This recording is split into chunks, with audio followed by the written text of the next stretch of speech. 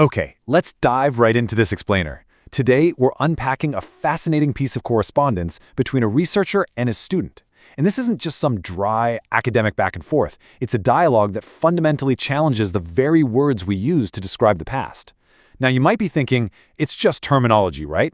But as we're going to see, the implications of shifting just a couple of words can entirely alter how we view historical events and even belief systems. So ask yourself, have we actually been using the wrong term for centuries? This core question brings us directly to the thesis of researcher Ali Mohammed Al-Shurafa Al-Hammadi. He argues that a common phrase we use every single day, one you'll find in countless textbooks, is actually a grave historical error. The phrase, Islamic history. He says we've been getting this wrong for hundreds of years. No way, right? Well, let's look at his case. To understand this paradigm shift, we're going to break down the argument into 5 quick areas. First, the history term as a common mistake. Second, the essence of the pure message. Third, separating religion from human crimes. Fourth, some real-world examples of this mix-up. And finally, the accurate alternative, the history of Muslims. Moving right into Section 1, the history term, a common mistake. We really need to look closely at the language we've inherited here. We're looking at a huge dichotomy here. On one side, we have Islamic history, which is the standard term used globally. On the other side, history of Muslims.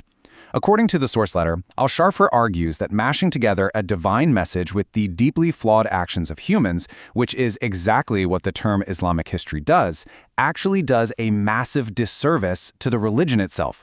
He asserts that the religion is an absolute ideal, while history, well, history is just a messy record of human actions.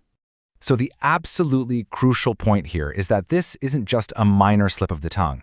Al-Shurafa views it as a fundamental, downright dangerous error that has persisted for centuries. And why dangerous? Because he argues it literally alters how everyday people perceive the religion's legacy. It mistakenly ties the perfection of a faith to the incredible imperfections of the people who practiced it. Which brings us to Section 2, the essence of Islam's pure message. To get why this terminology bothers him so much, we have to look at what he believes the religion is actually supposed to represent. Based on Al-Shurafa's letter, he views the religion strictly as a pure, divine framework. He calls it a living message and a divine flame that's meant to lead people to a happy life through moral legislation and high civilizational values. Notice the focus here, right? It's all about building, developing, and ensuring a free, dignified life for humanity. It is entirely positive. Actually, he takes it a step further. He explains that the ultimate goal of following this divine path is to build what he calls utopian cities. These are societies completely, 100% free from injustice, tyranny, criminals, and aggression.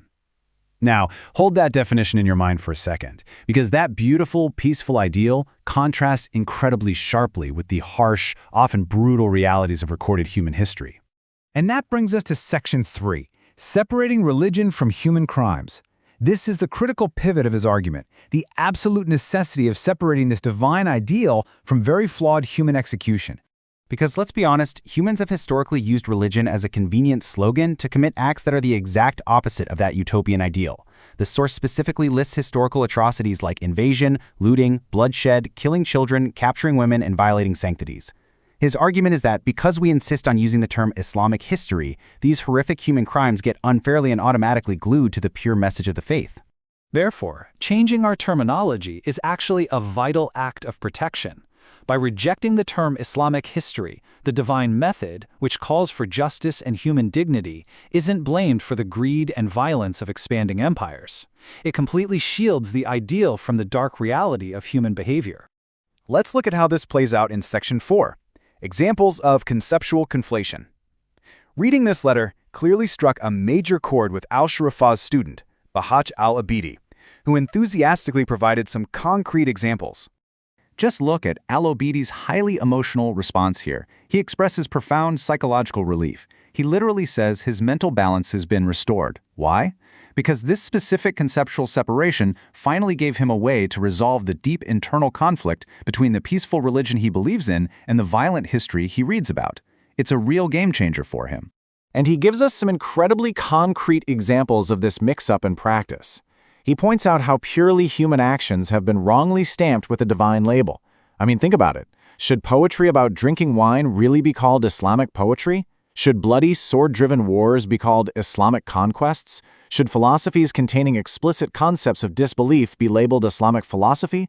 He argues absolutely not. These are human products, plain and simple. All right, let's head into our final part. Section 5, History of Muslims, the Accurate Alternative. We know the problem, so what's the fix? Well, to understand the fix, we first have to recognize the trap. Al-Obaidi notes it's basically a three-step process we fell into. First, you treat a divine religion like it's just another human civilization. Second, you slap the religion's name onto all those flawed human events. And third, and this is the most dangerous part, future generations end up viewing the entire religion completely through the lens of human historical failure. That is exactly the trap this new terminology is trying to dismantle. So here is the proposed solution from Al-Shurafa. We completely replace history of Islam with history of Muslims, acknowledging all their various sects and denominations.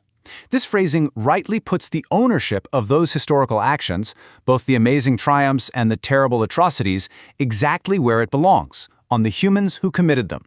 It acknowledges that history is made by flawed humans, completely separate from the divine message. And as we saw so clearly with Al-Obaidi's emotional reaction, this analytical framework is incredibly powerful. It gives readers and students a way to actually process the heavy, violent realities of the past without losing their faith in the underlying spiritual message. It draws a necessary, hard boundary between a perfect ideal and imperfect human execution. So, I'll leave you with this final thought, drawn straight from this fascinating exchange. How does changing one single word alter our view of all history? If we apply this lens, not just here, but to all historical narratives, strictly separating human actions from divine concepts, how much clearer might our understanding of the world's past become? It really makes you rethink the words you use every single day. مؤسسة رسالة السلام العالمية، رسالة إنسانية لعالم أكثر سلاماً.